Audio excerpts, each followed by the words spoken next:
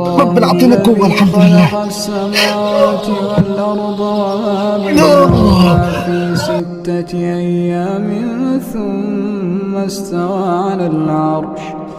ما لكم من دونه من ولي ولا شفيع أفلا تتذكرون. يدبر الأمر من السماء